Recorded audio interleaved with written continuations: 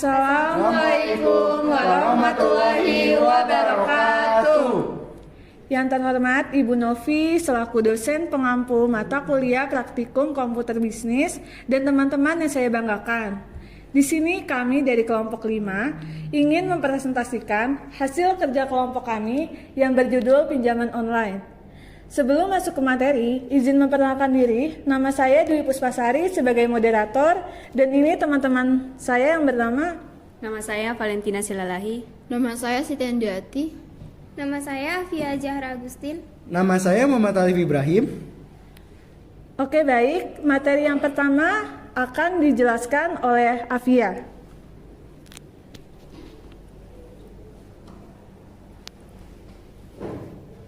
Saya akan menjelaskan apa itu pinjaman online. Pinjaman online adalah pinjaman yang dilakukan secara online, baik itu melalui aplikasi atau website tanpa perlu menyertakan jaminan atau aset. Fasilitas pinjaman online disediakan oleh penyedia jasa keuangan yang beroperasi secara daring. Karena sistem yang virtual, pinjaman online itu nggak membutuhkan jaminan. Pinjaman online termasuk sebuah inovasi di bidang teknologi keuangan yang memudahkan masyarakat dalam meminjam uang.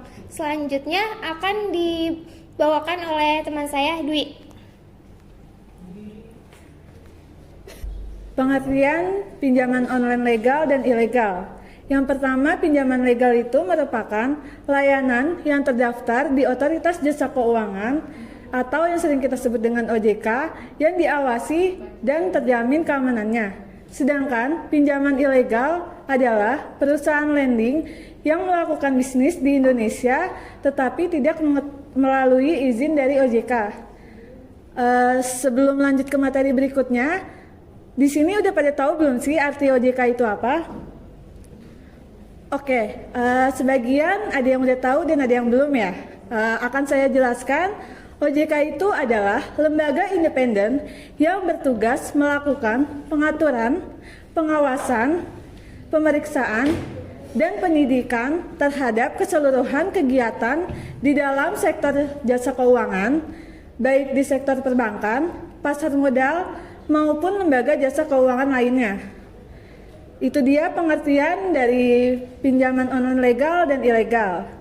Materi berikutnya akan dijelaskan oleh Valen. Yang berikutnya saya akan menjelaskan tentang macam-macam pinjaman online. Macam-macam pinjaman online terdiri dari dua, yaitu ilegal dan legal.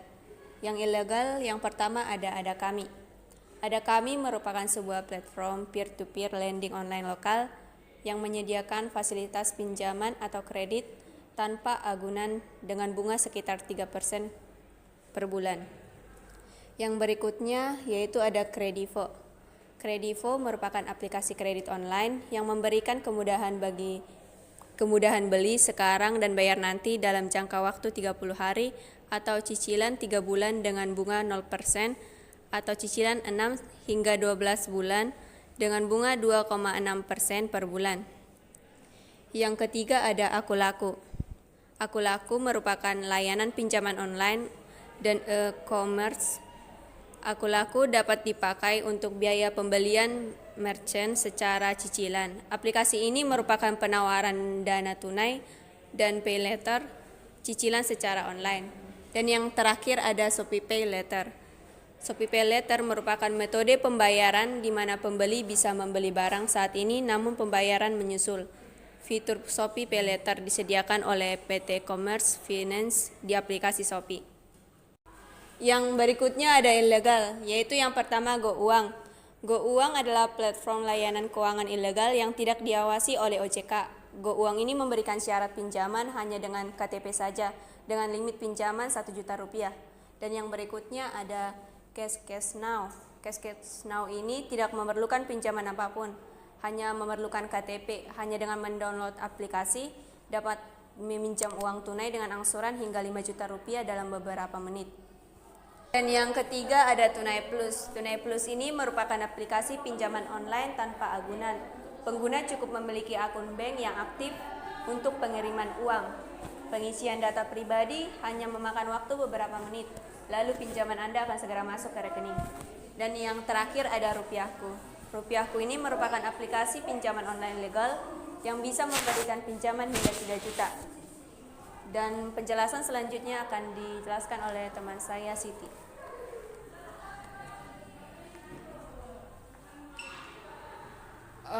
Perkenalkan, saya Siti akan menjelaskan tentang ciri-ciri pinjaman online legal dan ilegal. Yang pertama, statusnya terdaftar dan mendapat izin OJK. Kalau misalkan statusnya itu, kalau legal itu terdaftar dan mendapat izin OJK, kalau yang ini tidak terdaftar dalam OJK. Terdaftarnya itu kalau misalkan kita buka www.ojk.go.id, kita akan menemukan lembaga-lembaga pinjol yang bisa digunakan oleh konsumen. Kalau misalkan ilegal, dia tidak ada di dalam itunya, nggak bakal ada di OJK. Yang kedua, data konsumen. Kalau misalkan legal, data konsumennya bakal dilindungi, nggak bakal disebarluaskan. Kalau misalkan ilegal, data konsumen disalahgunakan untuk penagihan.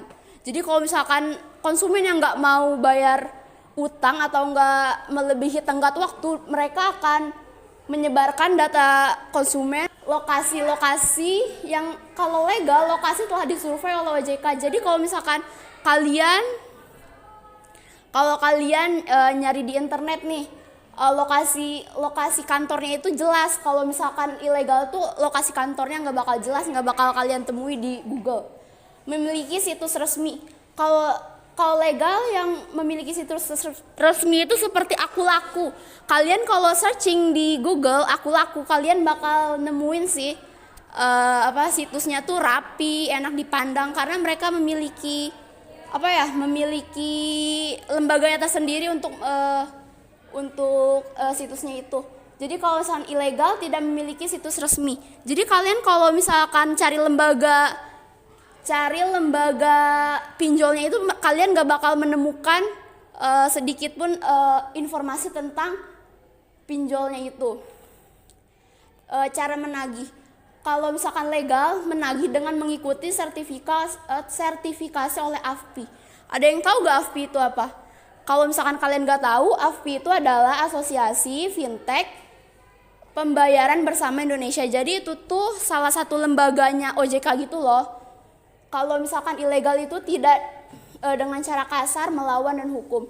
Nah, kalau yang legal ini para pinjol harus mengikuti sertifikasinya. Dengan cara apa? Kalau misalkan mereka untuk menagih utang, mereka tidak boleh dengan cara kasar, tidak boleh dengan ini juga nih, tidak boleh tidak boleh menggunakan data para konsumen untuk disebarluaskan. Yang terakhir, mematuhi aturan dari OJK atau perundang-undangan. Jadi kalau misalkan legal, mereka harus mematuhi aturan dari OJK dan juga AFPI yang tadi saya bacakan. Kalau misalkan ilegal nih, pasti mereka tidak akan menaati peraturannya. Apa aja peraturan yang ada dalam OJK? Yang pertama, penyelenggara harus lebih dahulu memperoleh izin usaha dari OJK. Yang kedua, modal disetor pada saat pendirian paling sedikit yaitu 25 miliar rupiah. Dapat dilakukan kerjasama dengan pemerintah, dan juga kalau misalkan yang legal itu mereka harus memiliki paling sedikit satu orang SDM. Yang kedua, mereka harus kalau misalkan mereka berprinsip syariah, mereka paling sedikit harus memiliki satu anggota Dewan Pengawas Syariah. Dan juga kalau misalkan penyelenggara pinjolnya legal ini, mereka harus memiliki paling sedikit 2 anggota direksi AFPI atau enggak Asosiasi Fintech Pendanaan Bersama Indonesia. Nah, itu dia ciri-ciri pinjaman online legal dan ilegal. Selanjutnya akan disampaikan oleh Alif. Nah, saya di sini akan menjelaskan kelebihan dan kekurangan pinjaman online. Nah, yang pertama, kelebihan pinjaman online yaitu proses pengajuan mudah dan praktis. Nah, kita bisa melakukan pengajuan dari rumah saja, hanya menggunakan lewat aplikasi dari HP, dan lalu kita bisa mendapatkan pinjaman online tersebut. Nah, yang kedua, dana pinjaman dapat dicairkan secara instan. Nah, setelah kalian mengajukan pinjaman online dan memberikan syarat-syarat yang ditentukan, kita bisa langsung dapat uang yang kita butuhkan. Nah, yang ketiga, syarat simpel dan anti ribet. Nah, kita hanya memerlukan fotokopi KTP, fotokopi slip gaji, fotokopi NPWP, fotokopi buku tabungan, fotokopi surat tanah atau BPKB. Nah, yang keempat, sebagai modal bisnis. Nah, maksudnya kita tuh minjem bisa buat modal bisnis awal usaha kita. Seperti contohnya membuka usaha kuliner. Nah, selanjutnya saya akan menjelaskan kekurangan pinjaman online. Kekurangan pinjaman online yang pertama, berlaku sistem bunga harian. Jadi setiap harinya kita akan dikenakan bunga. Jadi pembayaran kita terus bertambah seiring berjalannya waktu. Yang kedua, tenor pelunasan lebih singkat. Nah, seperti kita meminjam uang hari ini, lalu bulan kemudian itu harus lunas atau tidak akan dikenakan denda yang sudah berlaku. Yang ketiga, bunga tinggi. Nah, yaitu kita meminjam dapat bunga yang lebih besar daripada kita minjam uang secara langsung. Nah, yang keempat, ada akses data pribadi, ada risiko bocor. Nah, seperti data kita ada di web atau aplikasi. Nah, web atau aplikasi tersebut mudah diretas dan bisa dijual. Nah, selanjutnya akan dijelaskan oleh Afia kembali.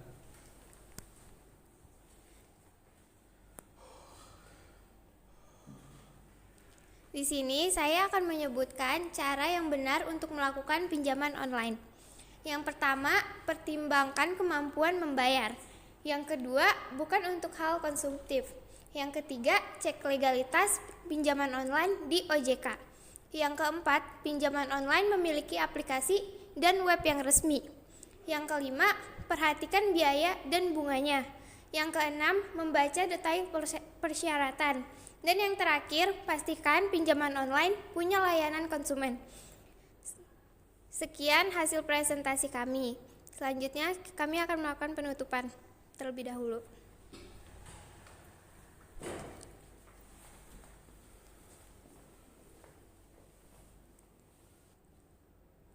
Sekian penjelasan dari kelompok kami. Kurang lebihnya mohon maaf. Terima kasih. Wassalamualaikum warahmatullahi wabarakatuh. Terima kasih.